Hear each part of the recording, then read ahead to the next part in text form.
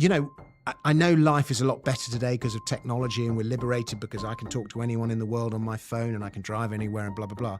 In that sense, we're freer and more liberated, more powerful, and life is a lot better. But in terms of the amount of time taken from us and the amount of our labor we actually own, our existence is no different to the medieval serf. It's wild. And taxes permeate everything we do. Wars, conquests, religion, tax is behind everything. And then there's always this moral question. Like, I'm working this hard, and half of what I work for is going to the government. And then the government are then using that money to spend on things that I don't agree with. Yeah, that's the big one.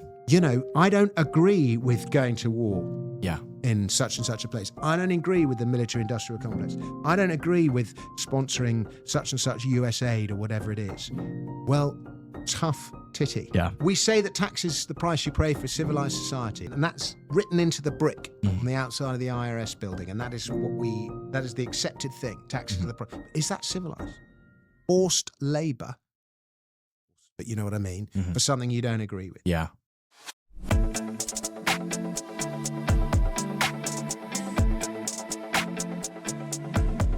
Welcome back to another episode of Cypherpunk'd.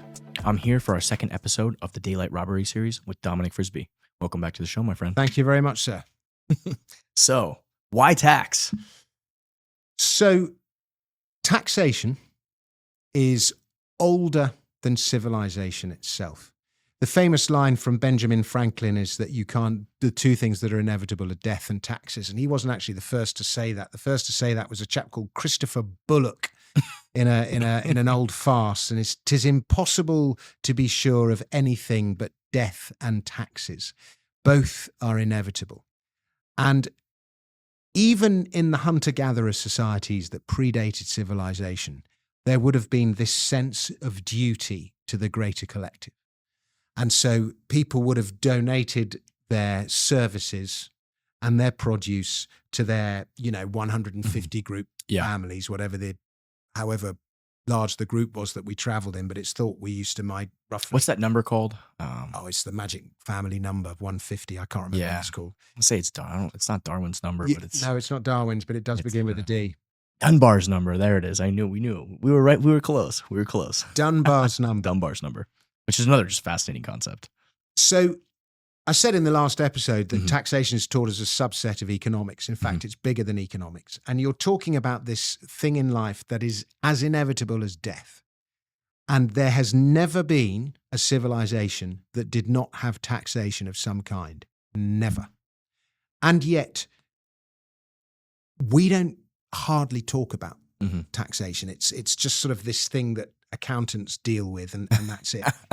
And the morality of taxes, each different types of tax, there's all sorts of moral implications of each type of tax. They're barely discussed.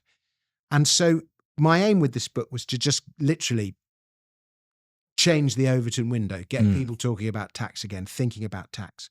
Because once you look at the world through the prism of taxation, your perception of everything changes. You just don't go back. And you shape a society. Civilizations are shaped by the way they are taxed. You design a society the way you tax it. You design all the incentives. You determine a nation's destiny by the way you tax it, whether it's people are going to be rich or poor, prosperous, whether they're going to be free, whether they're going to be subordinated, whether they're going to be happy, whether they're going to be depressed, whether they're going to be inventive. It's all determined by the system of tax. And I said in the last episode, tax is power. Whether it's a king or an emperor or a government, if you cut off their tax revenue, you cut off their power.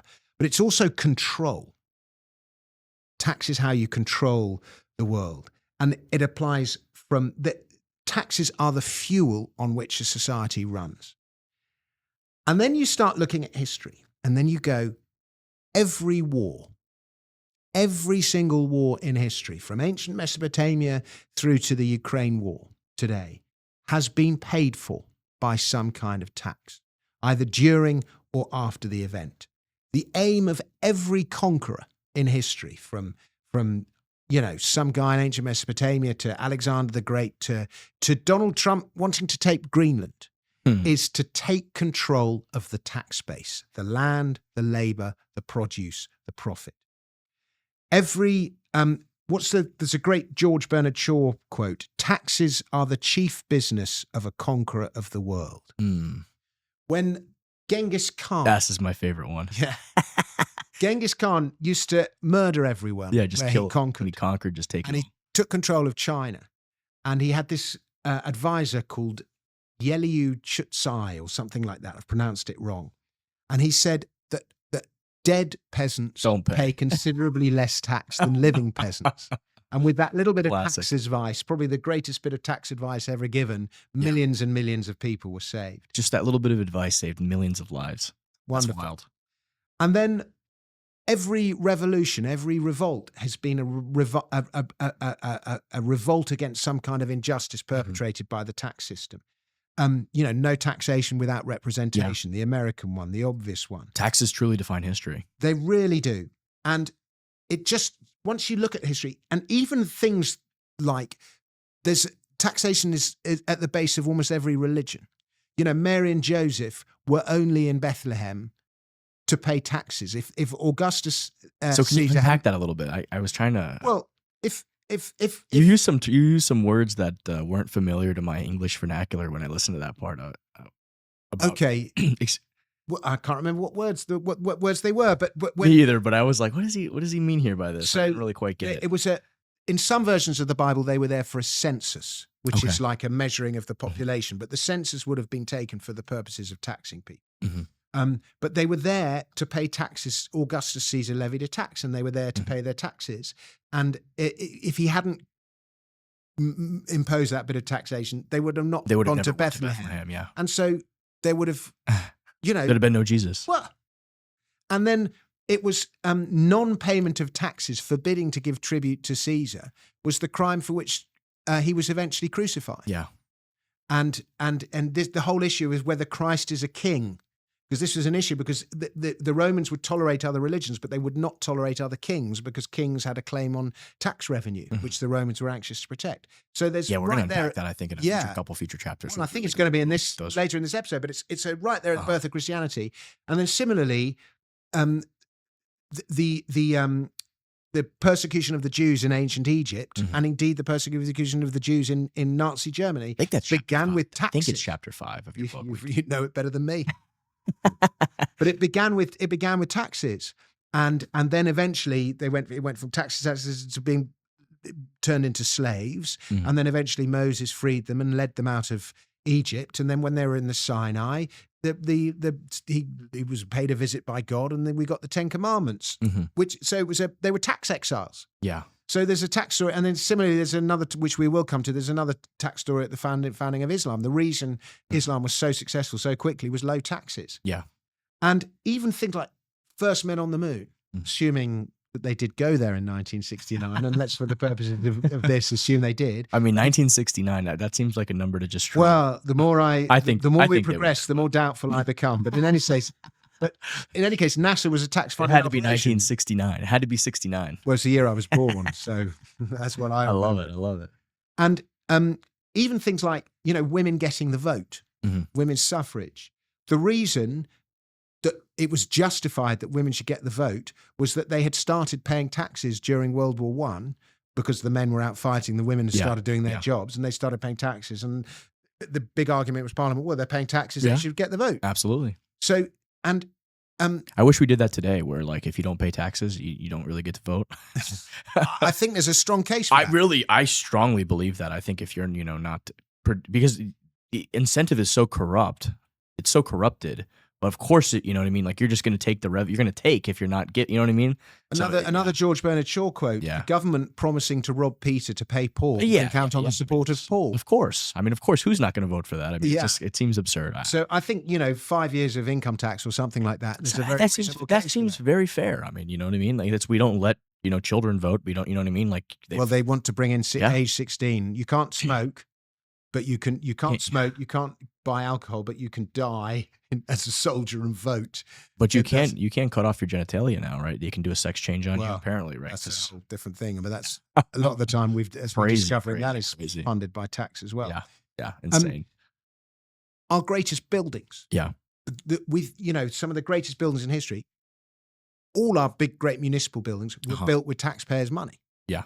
I don't know which story of the pyramids you believe, but, if they were built by aliens or, human slaves working for aliens, or they were built by the ancient Egyptians, one way or the other, there was tax money involved. I think so. The Great Wall of China, you can see from out of space. People think the Great Wall of China was built to keep out the Mongol hordes. It wasn't. It was built Probably to tax funnel collection. people so that they could collect taxes along the Silk Road. Makes I mean, sense. it's built for both purposes. Hadrian's Wall was built for the same reason. Offa's Dyke, all these great walls, as well as keeping barbarians out, were to channel people in. Yeah. They were tax collection points. Get those duties, those tribes, those Even what did you call them? The word tasks. task and the word tax. tax didn't exist until the 13th century. They used to be called tasks, and your tax wouldn't always be paid in coin, because ordinary people weren't holding coin until after the Black Death.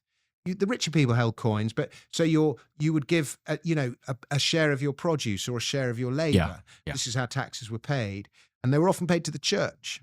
But then the definition between church, king, ruler, God, they were all a lot of crossover between them.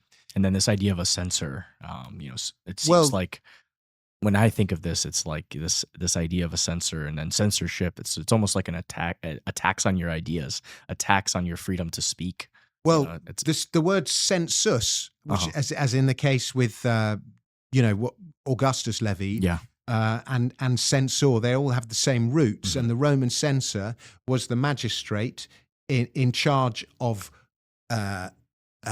keeping up the moral standings. Yeah. In other words, of policing speech and so on. But he was also tax collector. And so, there's crossover, and there's always this moral thing. Tax is your duty. Oh, we're taxing tobacco because tobacco is bad, or we're taxing oil because oil is bad, climate change, whatever. There's always this moral... That's the latest scam too. They're using the census, because we in the United States, we apportion, I think it's like congressional seats based on the census, how many people, right? So what they're doing now is they're just saying, they're just counting everybody, not a citizen. That's why they're bringing all these people in, right? Because it's giving them more political power. Even though these people are not citizens. It's kind of wild. And probably have to pay, I don't think illegal immigrants or even, pay that much tax. They'll pay tax when they buy stuff, sales tax, but they won't pay income tax and so on. Now I'm trying to get the other side of this to, steelman this whole thing. And the best explanation that I've heard so far from somebody that explained it to me was like that. And we were talking a little bit about this earlier, but now I just recalled the best argument that I've heard, which is, yes, the people that come in the first generation, they take from the system. They don't give to the system. But the second and third generation gives more to the system than they take. That was the argument, the rationale. I mean, personally, I think even if that is true, I think there's something very unfair about forcing people of this generation to pay for, future to pay for future generations. It just not seems wild. Yeah, the story I heard, the problem is with immigration is the role of welfare within immigration, and how much of immigration actually ends up being subsidized. So, for example, the immigration to America that occurred in the 19th century, that was people fleeing famine in Ireland and famine in Europe and seeking better. A lot of the motivation for the immigration was famine. But when they arrived in America, they might have had a little bit of help from other people. Other people that were here. I mean, there was no sort of top-down statute helping them out. And they were pretty much left to fend for themselves. Absolutely. And so, that resulted in this kind of entrepreneurial spirit that you have in the States.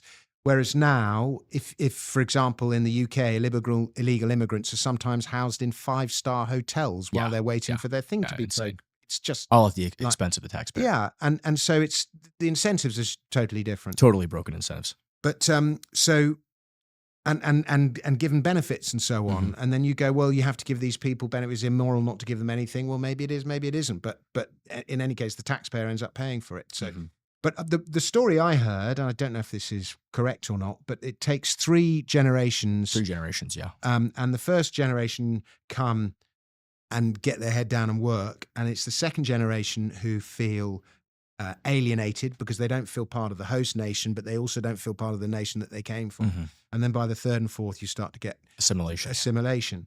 And if you look at a lot of the crimes that have been committed in the UK, terrorist, whatever, a lot of the time it's second generation. You know, the people who don't feel part of the host nation, so this guy Axel Radu Bobolov, whatever his name was. Yeah, you know, he's one example of second generation, and it's common. The guy who did the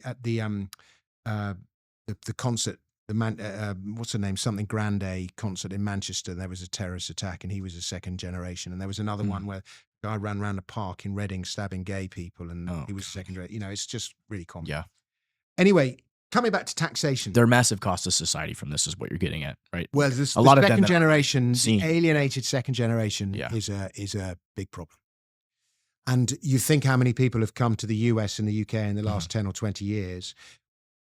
That means 10 or 20 over the next 10 to 40 years, we got the second generation problem coming. Are governments putting preparations in place for how to deal with the second generation problem? Of course they're not.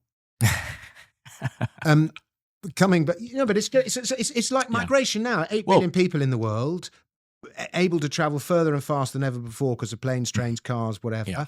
They've all got a smartphone, so they're aware of better lives. 7 billion people on the world on less than $40 a day. You've got the desire to move. You've got the ability to move. You've got more people than ever before. You go, it's inevitable that people are going to move, whether it's planned or accidental. It's inevitably going to happen. I think it's... What preparations have you got in place? Again, the main problem that I and so many have is that it's funded. Like, it's not even like, hey, like Ellis Island, like figure it out, get here. You're an entrepreneur, you know, you're on your own, but you have this great opportunity, right? The American dream, right? Because at the end of the day, that's really what it is, right? But instead, it's let's take $200 million from the taxpayers and then give it to some shady NGO. Apparently, we're finding out $200 million is going to some Lutheran church or whatever, and they're the ones who are facilitating with the cartels or whoever all this illegal immigration, and it's on the taxpayer dime. And then they get dropped off in some city of 3,000 people, and there's 5,000 immigrants just dropped there. You know, the city's not prepared for that. They can't deal with that. It's not fair. It's not reasonable. And it's not even like those people just came. It's like, hey, they took our tax dollars, went to get those people and brought them here all on our dime. And then who knows how much money is stolen from that whole equation. A massive amount. And there's also the fact that if you import cheap labor from abroad, you increase the supply of labor. And so the cost of labor goes down. And so people at the bottom doing the bottom end jobs tend to get paid less. And so you have this widening gap between those at the bottom and those at the top, which is even more exacerbated by the fact right behind so much of the anger that's felt in the world at the moment. It's because the overlooked white working class, or it doesn't matter what color they are. But we got that with all of the massive inflation from the money printing, right? Because the people who have, you know, capital like myself or assets, you know, assets go up in price, but the people who are the poorest, who are already hurting the labor, you know, it's like, hey, you got your $1,200 check, but guess what? Your rent doubled forever now, or it went up 50%, right? And that's like, they have to essentially spend everything that they make every month to get by. So now you're flooding more cheap labor into that market. It's just a recipe for further disaster. Well, so much of this is to do with taxation, because tax is, as I said, it's power. Yeah. And it's because we are taxed so much, that is what enables government. And that is what enables government to grow as big as it has, particularly when it has the power to print money. So it has the power to spend money before it actually receives it. It's unbelievable. I mean, the level of fraud that's occurring and what's being exposed right now is just absolutely breathtaking. I mean, we kind of all knew it was happening, but like just to see the excess, the abuse, the fraud, the waste is just like, it makes your stomach roll over. You know, it's like it does crazy. Indeed. But tax is the great enabler. Yeah. And this is why we need to be talking about it. Which takes us to that quote we talked about in the first episode, which is probably one of the most. You asked me, what's your biggest purchase you'll ever make, right? And you said the most expensive purchase is your government, right? Yeah. You know, you work, I think you said 20 years of your life is dedicated to working for the government, right? So, which is essentially you're a serf. We'll come to that. We'll come to that in a second. So, but you're asking me why tax? And I'm just saying to you that tax is behind everything. And even the surnames we have because of tax.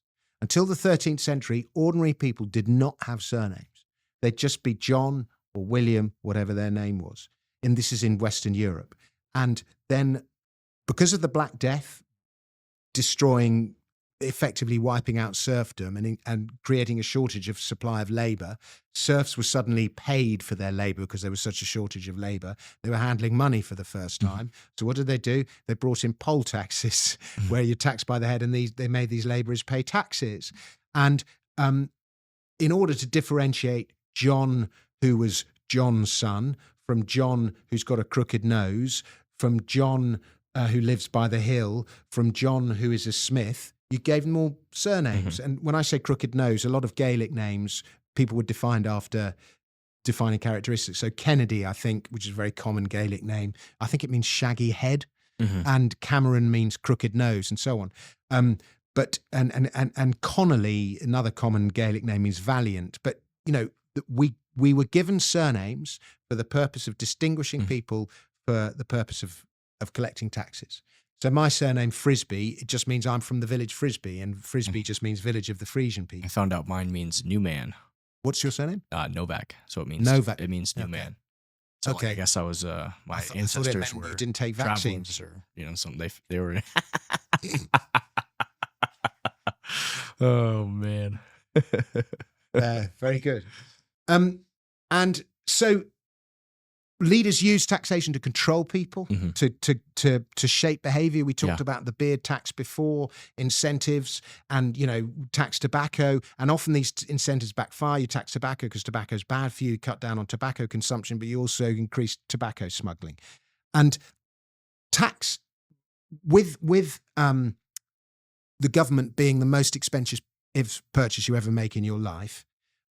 When you ask people the number one reason why they don't have more children, the most commonly given reason is cost.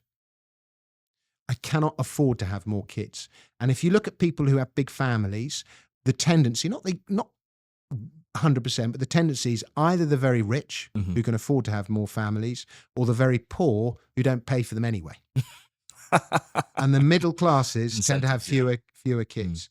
Well, if the government is the biggest expense you ever have in your life, and the reason you don't have more kids is because of cost, remove that cost and more people have more kids. No doubt. So the number one reason, effectively, that people are having fewer kids is cost. Tax is the biggest cost of all.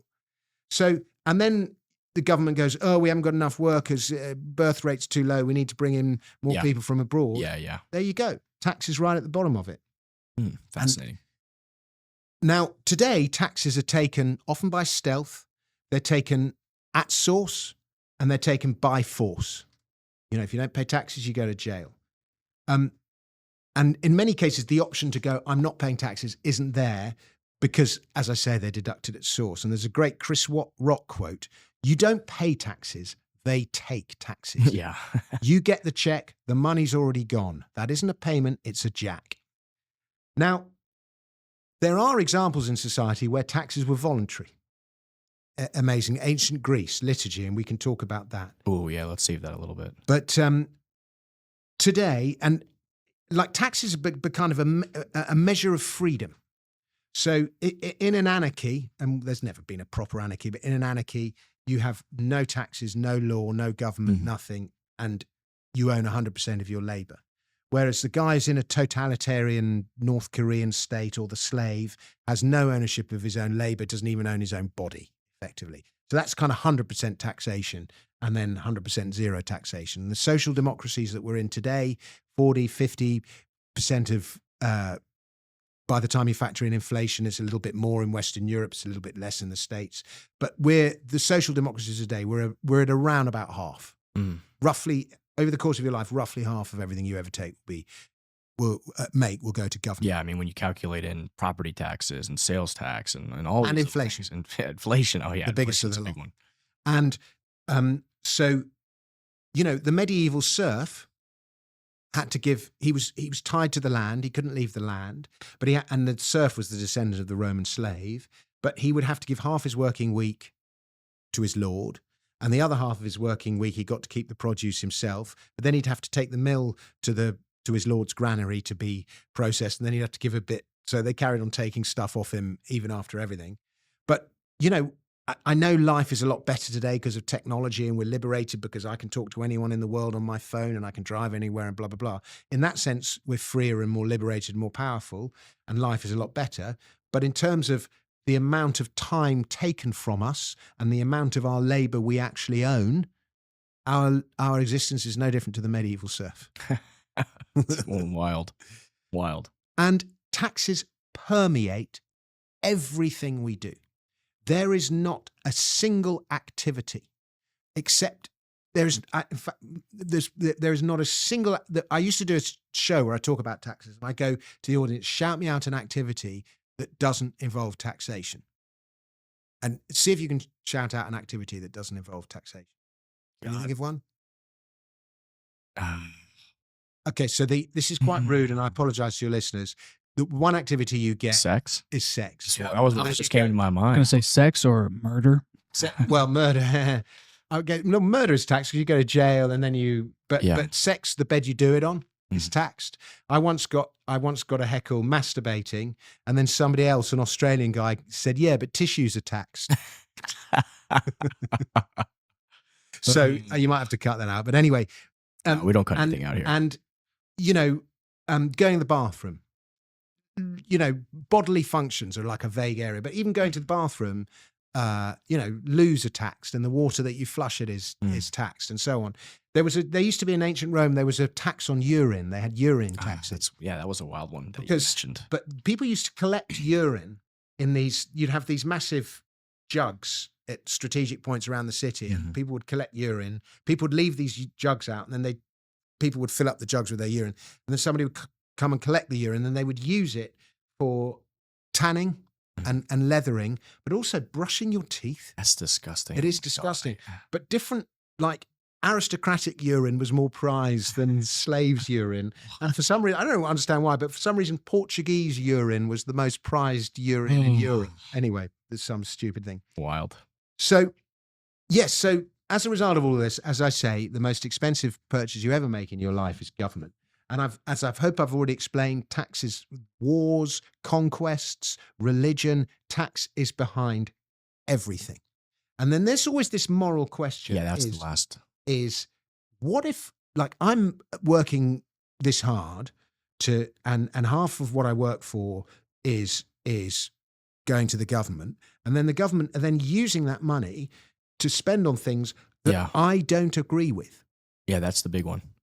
I don't agree with going to war Yeah. in such and such a place. I don't agree with the military-industrial complex. I don't agree with sponsoring such and such US aid or whatever it is. Well, tough titty. We're taking your money, and that's I'll tell you what, using. Dominic. I'm going to do it like which English king was this? We won't take your money for that, but guess what? I have a way out for you. I'm going to give you the cowardice tax. Is that okay? So you don't have to pay for the war. You just got to pay this cowardice tax. Yeah. Is that okay? That was Henry II and King John and Richard the Lionheart. We'll touch that one in another Spooky. chapter. But that one made me laugh. That was the best one I've heard so far. But those are the words. Now, Yeah. we say that tax is the price you pay for a civilized society. And Yeah. that's the Wendell, what was his name? Wendell. The something. IRS guy. And that's in the written into the brick Mhm. on the outside of the IRS building. And that is that is the accepted thing. Taxes are the price. But is that civilized? Forced labor, but you know what I mean, Mhm. for something you don't agree with. Yeah. Which And brings us to that 10% number that we talked about, right? The income tax of 10%, the alms, the tithe, whatever it means. One finger out of 10. I mean, that seems to be like the that's way. a good number. You could pluck a couple feathers off me and I won't hiss. That would be like reasonable. If I go to Bitcoin conferences, Yeah. I leave like a massive ANCAP. I walk away and I'm like, we don't need any government. We don't need government. Or we can have, citadels and subscription taxes, and Mhm. you pay your money and you get something back directly, and much more I think accountability. there's So that's a much better design Yeah. for the future. Yeah. And indeed, one of the problems that we have today is that our tax systems are designed around physical economies. Mhm. They're designed around the Industrial Revolution and the post-industrial revolution nations, and they're not fit for purpose today. Yeah. And they're going to have to be reformed, or they're going to have to die a death. Or if they're not reformed and they die a death, the countries as we know them will die a death. But you cannot have government without taxation. Mm. So the ANCAT will say no taxation, no government, Mhm. idyllic society. But the reality, the evidence of history is there have been voluntary taxes, but there's never been a society without some kind of organizing force at the top, which has to be paid for somehow. And so, yeah, I mean, that is an issue. And I'm sure these modern societies will develop, they'll find clever ways of doing it and voluntary ways of doing it.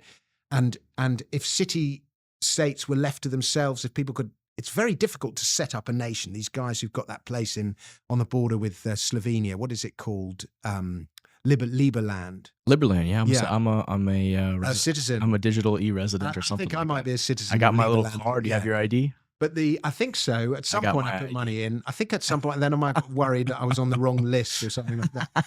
But the reality is, though, that like if you want to go to a party in Liberland, the party's offshore. It doesn't actually happen in Liberland; it happens somewhere else. And so Liberland is this great idea. But if you actually look at what's going on the ground, it's in the mind. It's not on the ground. You know? Yeah, it's And so they're trying to build in Homestead. I get all these emails. I'm trying to figure it out. Yeah, but they need to get recognition from the United Nations. Yeah. And this and that. Did you- It just never happened. Did you dive into the whole story of that? Like, I guess. No, I met him. The guy runs really? it, at Okay. this thing called what's it called? There's an anarchy conference in Acapulco, Mm, and I met him at that. I met him and David Icke, one of the best days of my life. mm. And his presentation was like the funniest presentation I've ever heard by Really? anyone. And he's got this sort of slightly Germanic accent. I think he's actually Czech or Yeah, Slovak check. or something. But his opening line was, "We are going to build the greatest tax haven the world has ever seen."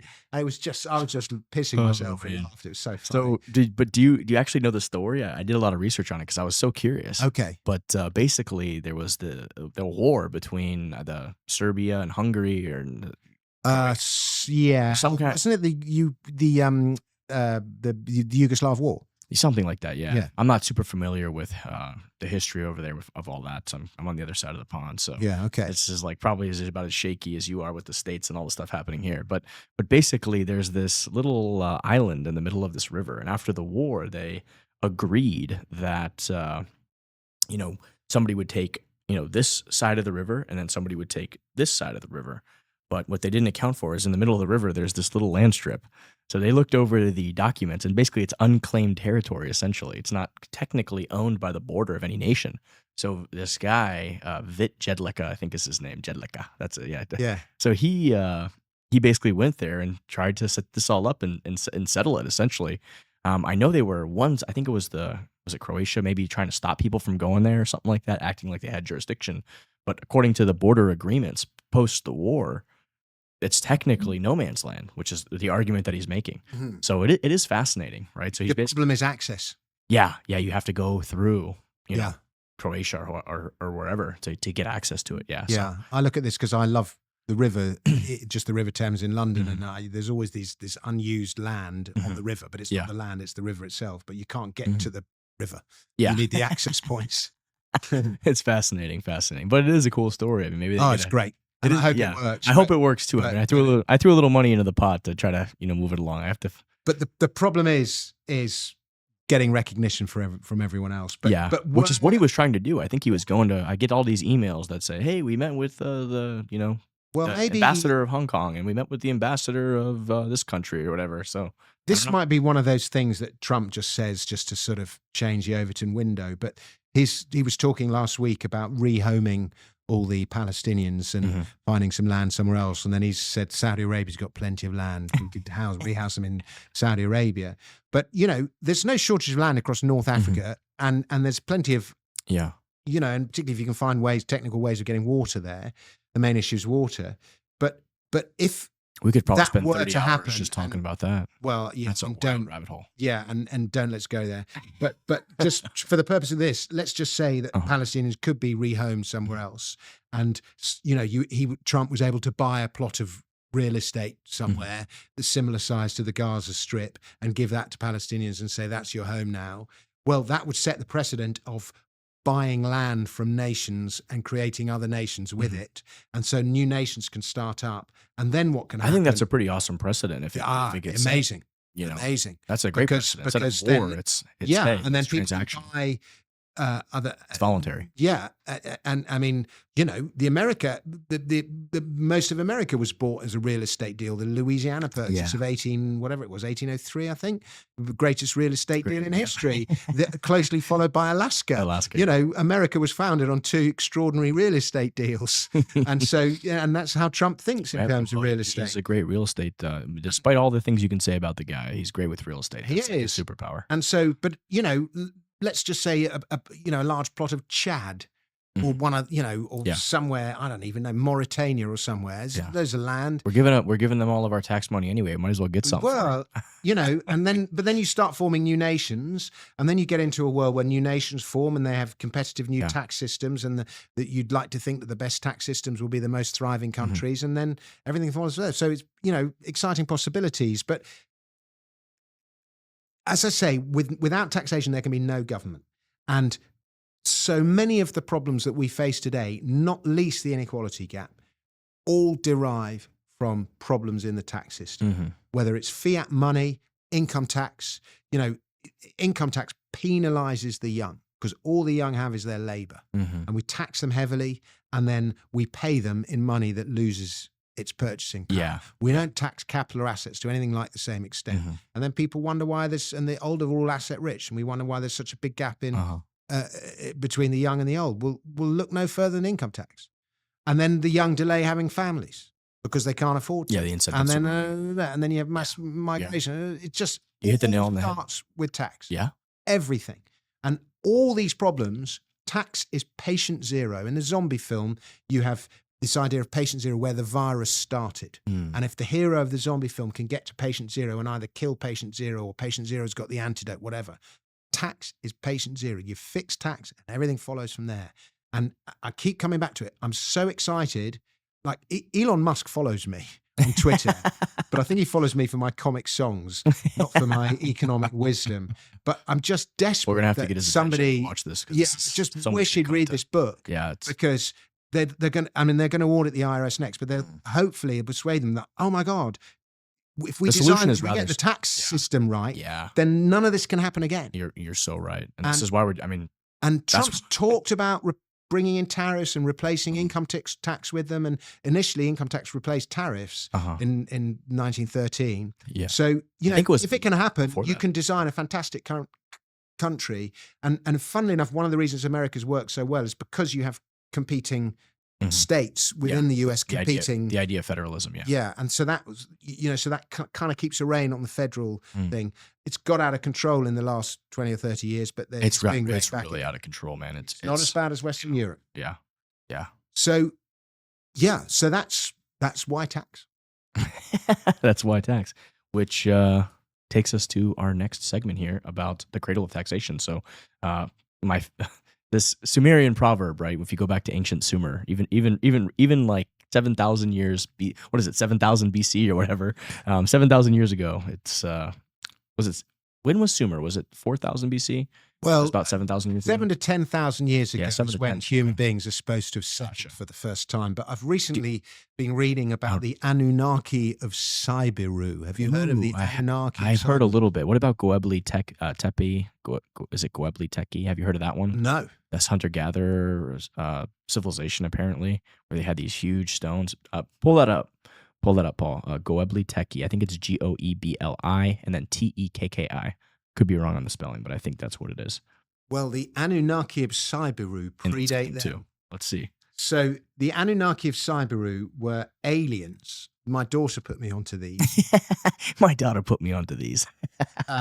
Aliens who were from some planet in outer space, and they needed gold to hang in their atmosphere to reflect the sun, because they had problems with stars or something. And they came to planet Earth because there was loads of gold on planet Earth. And the ancient hominids they found on planet Earth, they were going to enslave to get them mining the gold for them. Except the ancient hominids were just really shit. And they're really thick and were just incapable of being good enough to mine the gold for them. So they mated with them or they crossed their DNA with them somehow. I've heard this. And I've heard this this is how Homo story. sapiens. Okay, I've heard. Okay, now that it's ringing a bell, was this on like Rogan or something? I heard. It's a thing. It's a wild thing, but apparently there was some like. Well, the guy who's wrote it, I forget his name, but he's supposed to have interpreted ancient Sumerian texts. And these Anunnaki left, thousands of years ago, hundreds of thousands of years ago. But they left their myth, they left their legend. They came down and they built. The pyramids, for example, Stonehenge. Pyramids, the caps of pyramids were once supposed to have been coated in gold to reflect, celestial, blah, blah, blah. And so, anyway, so maybe human beings weren't hunter-gatherers who eventually settled. Maybe it was an Anunnaki thing. Or maybe you take the conventional view that, we were hunter-gatherers who eventually settled in the fertile plains between the Tigris and the Euphrates. We definitely that definitely happened. There's like archaeological evidence of that. So and this the flood legend is common to every that's everything. Wow. And if you look at I love looking at the states because and particularly I've just come from Palm Springs, and so you've got all these mountains and then Palm Springs and this land which is just completely flat, and you just know that at one point in history that everything that's flat in the middle of America was just underwater at some point in history, and we lived on the mountains. Yeah. And the seas went out. So, sea levels were once much higher. And that's why America's just so incredibly flat, where it's not mountainous. It's just flat. And the UK is not like that. It's much more, up and down. And so flat was just, in my opinion, was the seabed. But anyway, so I think the seas might have receded. And that's what enabled human beings to come down from the mountains into the plains between the Tigris and the Euphrates. And they found mud there, and they used the mud to make tools, and they baked it with straw, and they found it made bricks, and the bricks built the first cities, and the mud, they could grow stuff in the mud, and it was incredibly fertile, and they didn't have to keep moving to find food. They could grow food, and so human beings began to settle. And then they used the mud as money. Yeah, that was fascinating. So you'd have little tokens, and it's kind of like tokenized coins in a funny kind of way. But you'd have, a cone would be a bit of barley, and a disc would be a sheep, and you'd bake the cones inside these clay balls, and then when the debt was settled, you'd smash open the clay ball. And then over time, they found actually it was quicker to, instead of doing all that, just to inscribe the clay with pictures of the things instead. And so did the first hieroglyphics start, the first system of writing. Well, what were the most debts that were owed? Taxes. So, our systems of writing came from taxes. Tax, yeah. That's this quote that I love, because even 8,000 years ago, or however long it goes, you can have a god and a king, but the man to fear is the tax collector. Yeah. Even in ancient Sumer. An ancient Sumerian proverb. And I found Gobek. I butchered the name of it, but it's Gobekli Tepe. Gobekli Tepe, the dawn of civilization. So, situated in southeastern Turkey near the border with Syria, the structures of Gobekli Tepe date back to approximately 9,500 to 8,000 BCE, making them some of the oldest known monumental architecture in the world, predating Stonehenge by about 6,000 years and the Egyptian pyramids by more than 7,000 years. Wow. So this is even an older civilization, so fascinating. And maybe before there was writing. So 9,500 BC would be 11,500 years ago. Almost 12,000 years ago, yeah. So it looks like they had a lot of intricate carvings of animals, humans, abstract motifs. These included foxes, lions, birds, snakes. So there's a lot of symbolism and some Nazca lines are another one like that. But, fascinating. I love it. Love it. But in any case, the birthplace of civilization was the birthplace of taxation. But taxation existed in hunter-gatherer societies, sense of duty to the collective. And there's a great story from ancient Sumer. So there was this war between two of the kingdoms, Umma and Lagash, over disputed water reserves. And so the king of Lagash, he won the war. And so he got the water reserves, but he carried on levying taxes against his people even after the war had finished. Ever heard that before? It's Revenue crazy. Act of 1942. It's crazy how history just repeats itself. Those who don't know their history just repeat it, right? And so, and this is interesting, by the way, the scribes were the first people who mastered this new skill of handwriting. The scribes, they were the tax collectors. But one scribe wrote, from one end of Lagash to the other, there was the tax collector. And if a man separated from his wife, he had to pay silver. If a shepherd sheared his sheep, he had to pay 5 shekels of silver. If a husband died, the widow had to pay silver from their inheritance tax, early inheritance tax. The boatman appropriated boats. The livestock official appropriated asses and sheep. The fisheries inspector appropriated fish. It just went on and on and on, until eventually one of history's first tax reformers, Urakajina, the ancient Sumerian Elon Musk, replaced the conventions of former times, and he fired the collectors, he cut the taxes, he exempted widows from inheritance, and he protected citizens from unscrupulous taxation. It is exactly the same thing. It's fascinating. That's happening You now. study history, it just, you can watch it repeat and repeat and repeat. Yeah, this still doesn't mean there's anything you can do about it. You still need someone like Donald Trump and Elon Musk to come along. Well, I really do believe, and I think that's just why a lot of us, at least myself, why we're involved in Web3 and blockchain and a lot of these things, that it really, the reason that they're able to do so much of this, of taking from people, is because they're able to physically do it, right? But when, you're able to have all of your wealth stored in a password in your brain, you know what I mean? It's like, how are they going to take that from you, right? So it really gives you true ownership in the next digital realm, right? And the next realm of technology and advancement is largely digital. So this idea of being able to have that true ownership is part of the reason why Bitcoin is so appealing, right? So if people pay tax in the next 100 years, I truly believe it's going to be a voluntary contribution, much less than a forced physical taking of that funds, right? There's going to be real accountability there. I'm not going to fund a $2 million missile to go to knock out that balloon out of the sky with my tax dollars, going forward. If we were able to reform this and get to a, I'm trying to think of the word, right? It's almost like they use it to say that you have a contract. It's almost like the social contract, right? If we're able to fix this contract, the social contract that we all have with one another as a civilization, as humanity, right? It needs to be based on, just like Hong Kong, right? The voluntary. Sure. The beauty of Bitcoin is that it is a financial system that is independent. It is apolitical. No government has control over it. And they can control at the edges, the margins, they can control the exchanges and so on. If you want your company to be incorporated, then you have to deduct, and you pay all your staff in Bitcoin, well, you have to deduct this amount and pay that in taxes and convert it into, so there are ways they can control it. But it is a much harder system to regulate and control than fiat money and fiat banking. Yeah, and so it reduces the power of government. And by embracing Bitcoin, it gives you a peaceful exit. Exactly. You don't have to rise up and revolt. You can just go, no, I'm going to use this one. I love that. I think you hit the nail on the head, right? It is also immune to the inflation tax. Yeah, it's immune to, humanity making poor decisions, which we do, especially when you're in power and you don't have to suffer the consequences. So you're putting your trust in a mathematical, fair system that everybody is completely transparent. Everybody knows how it works. You can't manipulate it. You can't gaslight. You can't do all this stuff. And you spend your money better than they do. Absolutely. The idea that were there no taxes, that there would be no government services.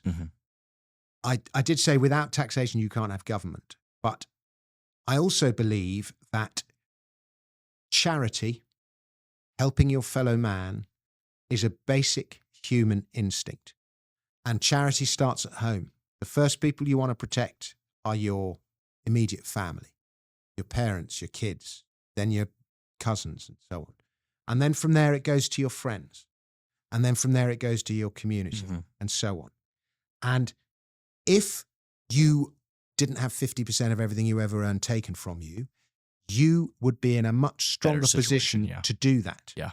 And so by taxing people so heavily, you are actually attacking the power of the family. By taxing people heavily and going, we're going to provide healthcare, we're going to do this, we're going to build the roads, you are eroding the responsibility of the individual, of the family, yeah, and the individual to the family. And in eroding that responsibility, you erode its freedom and you erode its power. I always And love the quote, it's the way I feel. It's like, I'm communist with my family, I'm socialist with my friends, and I'm capitalist with the rest of society who I don't know. You know what I mean? I mean, I yeah, I think think it's that's a good Nassim model to Taleb live by. who came up with that. Was that Nassim? I think so. But yeah, it's lovely. Or he might have quoted it. How's he doing these days? I haven't followed him. It's amazing that you can have somebody who writes such brilliant books, I full know. of such profound wisdom, Oh, be man. so badly wrong about Bitcoin. Oh man, I think it's more of a personal vendetta to him. I than think anything so. else I at this think he point. just He got got mad at really Sam- badly trolled. Safadine or something like that. He got trolled, and he just And yeah, he just couldn't put his back up. separate. Yeah, he just couldn't separate his emotions from his intellect, is the way it seems. Maybe. But brilliant. I mean, I mean, brilliant. it's bad. Books. Elon got heavily trolled by Bitcoiners. Yeah. And I wonder if he'd be a bit more outwardly I mean, he still owns a lot. I get messages from people all the time telling me Elon's Satoshi. Mhm. And he's certainly got the intellect. He's one of the few For people sure. that's got the intellect and competence to have been Satoshi. But you and I both know he's not No, Satoshi. he's not. Yeah, you watch his evolution of understanding how Bitcoin works and how things go over time, and you just He's a brilliant man. Yeah. One of the greatest individuals alive today, but he's not Satoshi. I think, Even he'd admit that. yeah, I think you, me, and him have come to the same conclusion. But so the earliest form of taxes, I suppose, was the tithe, and we talked about it 1/10, and it's an easy number to calculate. That's why we think in decimals is good because of the 10 fingers. And the tithe is common to every religious culture. It's what was it called? Dawanda in Sikh, and in Buddhism, almsgiving is where the journey to nirvana begins. In Hinduism, dana. Charity is common to every religion, and this need to help our family is just, it's a basic human need. Mhm. So the idea that if government didn't force it on us, it wouldn't happen is mistaken. Yeah. It would happen, but by other means. Mhm. And as we've talked about voluntary taxes and all the rest of it, there are better means for it to happen. But it is just not possible while these legacy systems are still in place. Ezretu, that's what the Sumerians called it. Isretu. Yeah. Ezretu. I like That's- that was a I'd fascinating forgotten one. that. It's good having somebody who knows my book better than I do. But and unfortunately, it was big Western government kind of killed the tithe, Mm. because you would give the tithe to your church. Mhm. But after the Industrial Revolution and people moved from the land to the cities, tithing kind of fell away, and then you paid the government, and then it just sort of Mhm. died with time. Yeah. basically. You mentioned something interesting in your book that I can't really relate to because I'm not from the other side of the pond, but you said like the NHS, which is the National Health Service, it was like it almost became like a religious thing for people. The state in the UK, and to an extent in the States, but Polly Toynbee is a big left-wing commentator. She writes for The Guardian. She's a real kind of dame of the left. The Guardian might would be be at our the job equivalent. I don't. She doesn't I'm not need the gonna money. be She's paying her got anymore, plenty of apparently. money. She's fine. You don't need to worry about I'm it. kidding. I think she comes from a rich family, but in any case, the Guardian would be like the New York Times or something. And Yeah. and then you got Nigel Lawson, who was like the great tax cutting right wing guy. Mhm. They both at different times in their writing referred to the NHS as the new British religion. Mhm. Christianity sort of faded away in Britain, sadly in my view, but it has. And it happened as the state, after the World War I and then World War II, the welfare state, the growth of the state, the National Insurance Acts and so on, the government began to take responsibility for education, healthcare, welfare, and so on. Duties traditionally taken up by the church. Mm. And as the government replaced the responsibility of the church faded away and the power of the church faded away. It's amazing how responsibility and duty creates power. It's odd. People think, oh, I don't want responsibilities. Have the responsibilities because it will make you powerful. But in any case, the state now provides these things. And so there's a large portion of people that now worship the state. They don't realize they worship. They don't go on their knees and pray to it, but they're the fervence and irrational passion that, Yeah, for example, I see it defended when of the I talk to my friends NHS. over there. Yeah. And you see it on the left over here, their Yeah. defense of whatever is, why are you so angry about some of the stuff's being exposed by US aid? It's because your insane. belief system is being undermined and Yeah. challenged. Yeah. It's cognitive dissonance. You can't Yeah, and accept there's this the crossover between information. politics and religion. Your belief system is being undermined and exposed, and that is what you don't like. That's what's happening. People don't like it. But in any case, the NHS is our it's a stupid god, but it's the new god. It's the new god. Wow. Ancient Greece. We have many things to thank the ancient Greeks for, but they demonstrated that taxation can be voluntary. I love this. And they had a system called liturgy.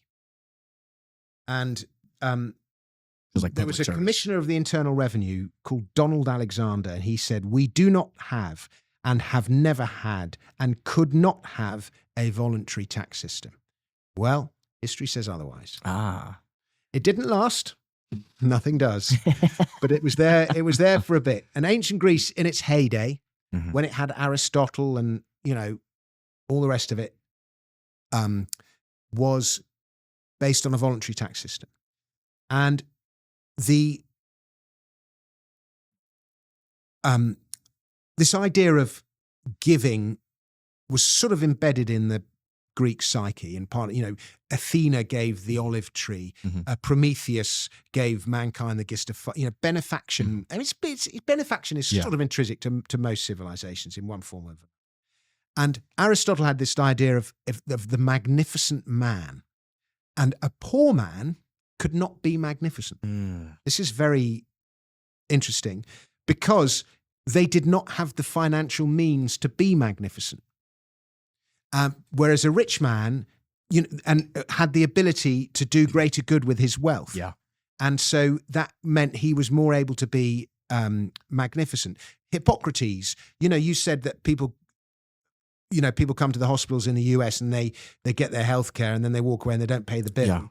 Yeah. This idea of you help someone who needs it goes all the way back to Hippocrates, and probably predates him, although he's given the credit. I have in my notes here to actually ask you about this, because it's the Hippocratic oath that the doctors take, which it actually says to do no harm. So I'm wondering if this is the same Hippocrates. It's the same Hippocrates, but it's a different field. He's the father of medicine. It's a little.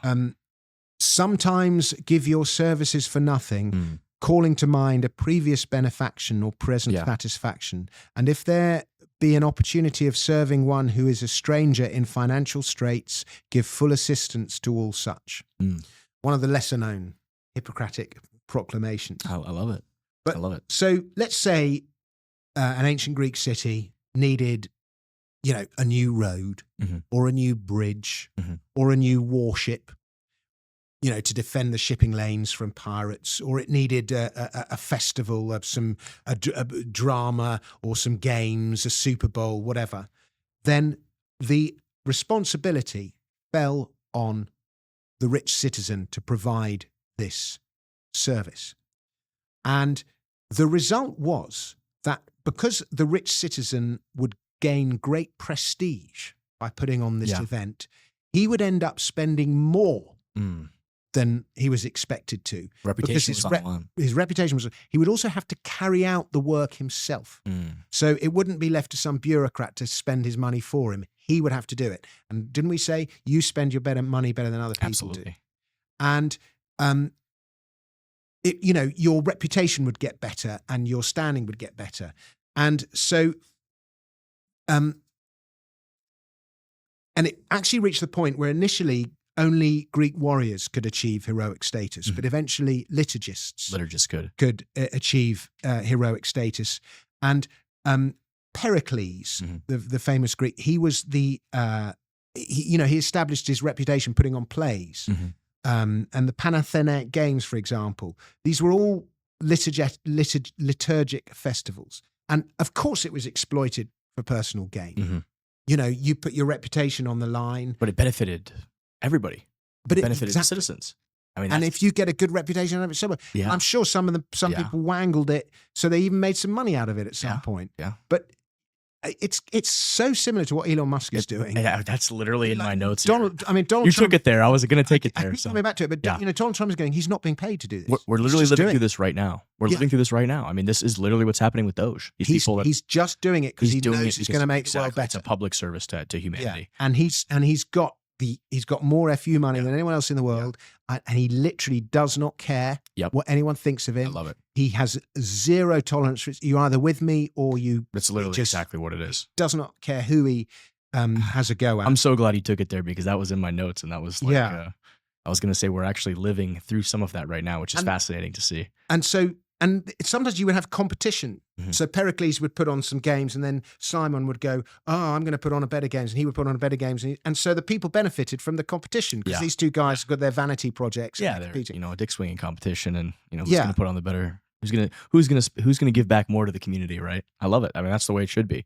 And if you didn't particicate, you were shamed. You risked public. So we have this culture now of paying as little tax as possible. Yeah, putting your assets in a company, because. And that's part of the problem with taxation is you get no thanks.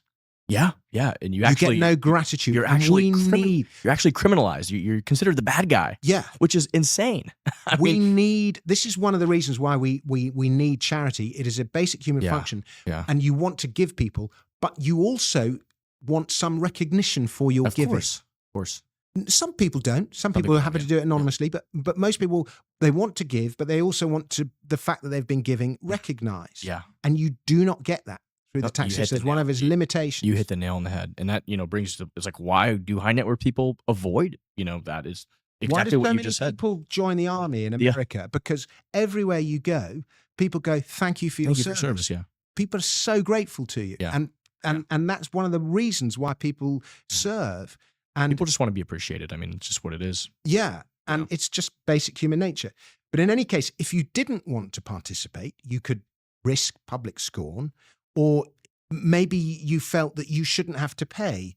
And so you could do this thing called antidosis. And you could say that, I don't think I should be paying this particular liturgy, actually. Matt, I think you should be paying it.